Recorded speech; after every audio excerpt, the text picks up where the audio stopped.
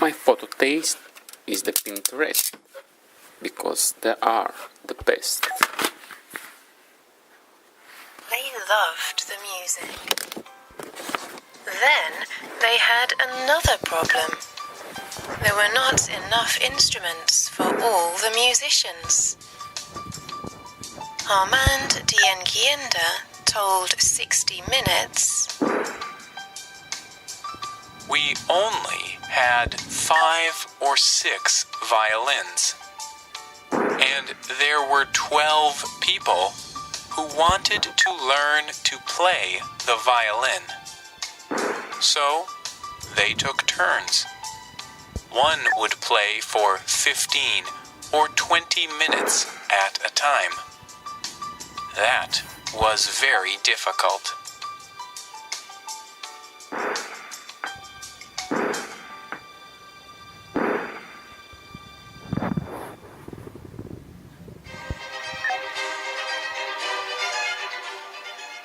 it was also difficult to keep the instruments in good condition. Albert Landu Matubanza is the orchestra's manager. He makes some of the orchestra's instruments. He often has to fix broken instruments as well. Many of the parts are difficult to replace, but Matubanza uses the resources he has. For example, one day a violin string broke. Matubanza did not have any strings to replace it, but he did not give up. He saw a bicycle with a long, strong wire that helped the rider to stop. Matubanza took this wire and attached it to the violin, and the violinist continued playing her music. There are many other difficulties for the members of the orchestra. The DRC does not have many developed roads, so it takes a long time and a lot of energy to travel.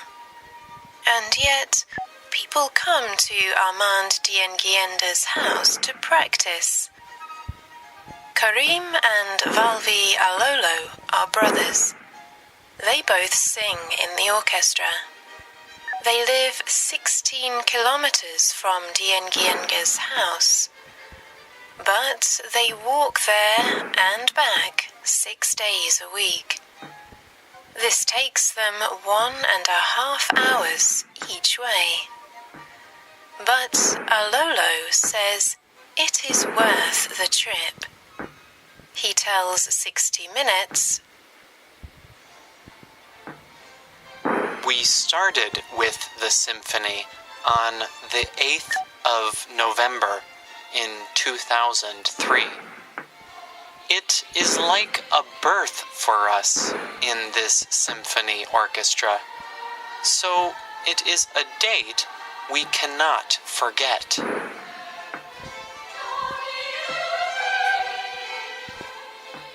Soon, there were over 200 people in the orchestra. Diengienda named them the Kimbenguist Symphony Orchestra. In 2010, some German filmmakers made a documentary film about them. People from other countries began to help them with new instruments. Musicians also came from Germany to help teach. Some people criticized this European influence. They thought that it was better for African people to play traditional African instruments and music. In the past, Europeans often brought their cultures to Africa. Those Europeans did not value African culture. They tried to replace African culture with European culture. Some people thought of this when they saw the Kinshasa Symphony. To them, playing music that came from Europe did not show pride in being African. But many people said that the music was the most important thing. One person shared a helpful opinion on the 60 Minutes website. I hope that each of these musicians can now use those skills toward finding their own voice. I hope they can use what they have learned to express the amazing and rich and at times tragic history of their country. We can choose to look for beauty instead of looking for all the wrongs and the ugliness. No matter where this happened, the music was amazing and encouraging.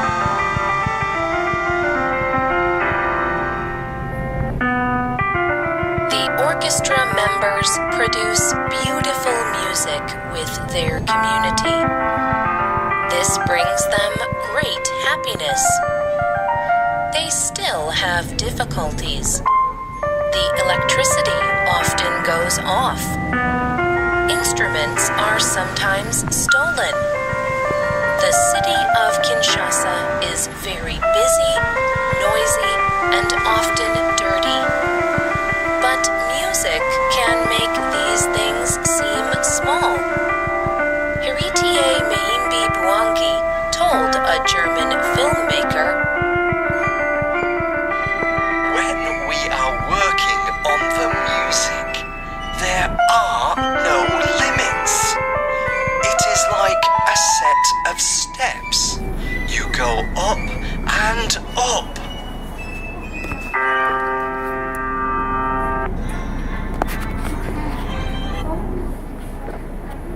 My photo taste is the Pinterest because they are the best.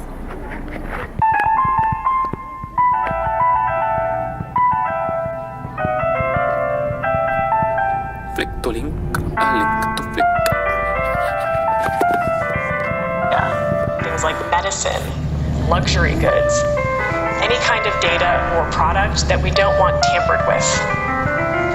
The problem in many companies, especially those that produce something complicated like a smartphone, is they're managing all of these different vendors across a horizontal supply chain. All of these people that go into making a product, they don't have the same database. They don't use the same infrastructure. And so it becomes really hard to see transparently a product evolve over time. Using the blockchain, we can create a shared reality across non-trusting entities. By this, I mean all of these nodes in the network do not need to know each other or trust each other because they each have the ability to monitor and validate the chain for themselves. Think back to Wikipedia. It's a shared database. And even though it has multiple readers and multiple writers at the same time, it has one single truth. So we can create that using blockchains. We can create a decentralized database that has the same efficiency of a monopoly without actually creating that central authority. So all of these vendors, all sorts of companies can interact using the same database without trusting one another. It means for consumers, we can have a lot more transparency. As a real-world object travels along, we can see its digital certificate or token move on the blockchain, adding value as it goes. This is a whole new world in terms of our visibility. So I've talked about how blockchains can lower our uncertainties about identity and how they change what we mean about transparency in long distances and complex trades, like in a supply chain. The last uncertainty that we often face is one of the most open-ended, and it's reneging. What if you don't send me the smartphone? Can I get my money back? Blockchains allow us to write code, binding contracts between individuals, and then guarantee that those contracts will bear out without a third-party enforcer. So if we look at the smartphone example, you could think about escrow. You are financing that phone, but you don't need to release the funds until you can verify that all the conditions have been met. You got the phone. I think this is one of the most exciting ways that blockchains lower our uncertainties, because it means to some degree we can collapse institutions and their enforcement. It means a lot of human economic activity can get collateralized and automated, and push a lot of human intervention to the edges, the places where information moves from the real world to the blockchain. I think what would probably floor Douglas North about this use of technology is the fact that the very thing that makes it work, the very thing that keeps the blockchain secure and verified, is our mutual distrust. So rather than all of our uncertainties slowing us down and requiring institutions like banks, our governments, our corporations, we can actually harness all of that collective uncertainty and use it to collaborate and exchange more and faster and more open. Now, I don't want you to get the impression that the blockchain is the solution to everything. Even though the media has said that it's going to end world poverty, it's also going to solve the counterfeit drug problem and potentially save the rainforest. The truth is, this technology is in its infancy, and we're going to need to see a lot of experiments take place and probably fail before we truly understand all of the use cases for our economy. But there are tons of people working on this, from financial institutions to technology companies, startups, and universities. And one of the reasons is that it's not just an economic evolution. It's also an innovation in computer science. Blockchains give us the technological capability of creating a record of human exchange of currency, of all kinds of digital and physical assets, even of our own personal attributes in a totally new way. So in some ways, they become a technological institution that has a lot of the benefits of the traditional institutions we're used to using in society. But it does this in a decentralized way. It does this by converting a lot of our uncertainties into certainties. So I think we need to start preparing ourselves, because we're about to face a world where distributed autonomous institutions have quite a significant role. Thank you.